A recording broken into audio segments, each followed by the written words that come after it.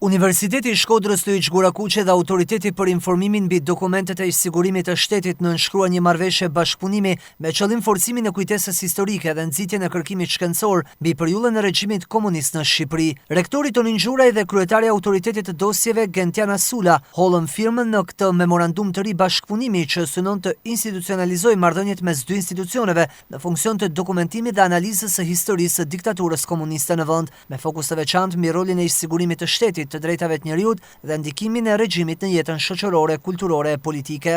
Spari nëpërmjet kësaj marrëveshje ne do nxisim dhe do inkurajojmë kërkimin shkencor. Së dyti, prandaj edhe është Fakulteti i Shkencave të Edukimit, është çështja e edukimit qytetar.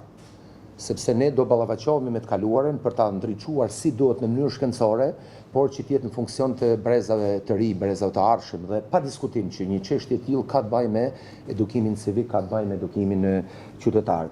Së treti, ne do të promovojmë, dhe kjo marrëveshje promovon nga pikpamja mediatike të kaluarën komuniste. Pra ne do ta ndriçojmë si duhet atë dhe pa diskutim që do ta zbardhim siç e thash në mënyrë shkencore, duke lidhur këtë pastaj që pas një pune kërkimore ose pas një studimi, ne do të mund të dalim edhe me konferencat përbashkëta në të ardhmen e afërt, detajet të cilet ne do t'i diskutojmë, por edhe me botimet përbashkëta. Kështu që këto 4 synime pra përfshirë dhe botimet janë. I shërben pa diskutim publikut për ta informuar si duhet dhe marrëveshja sa sipër vëmendjen kryesore do ketë fushën e kujtesës kolektive. Ne kemi shumë nevojë pra që t'i rikthehemi, pra të kemi një kujtesë kolektive. Pa diskutim ne do të nëpërmjet studimeve dhe nëpërmjet këtij bashkëpunimi dypalësh, ne do të rishqyrtojmë, mendoj unë, vërtetarinë e ish-sigurimit të shtetit.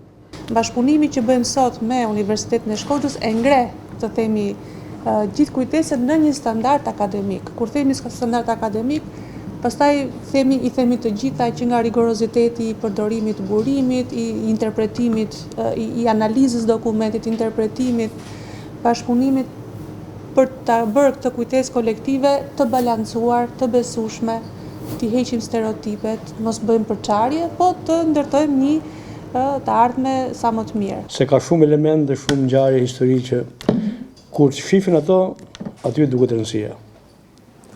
Se nështë pluri i harresës i ka lënë atje të fshehur atë mbi kur atjerë, por ngjarjet më sensitive, po gjithsesi mjeshtria e atyre që din të përdorin do mesin kujtesën e sidomos të rinjve dhe freskot e historia jonë, qoftë e Shkodrës, qoftë e gjithë Shqipërisë.